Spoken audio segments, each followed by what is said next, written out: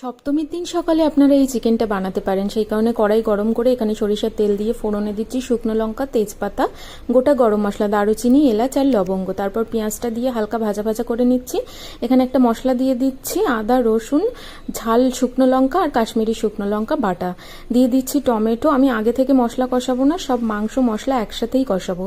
এখানে দিয়ে দিচ্ছি প্রায় 1 কিলো মতো চিকেন। ওই 4টে লেগ পিসকে 3 পিস করে কেটে নিয়েছি।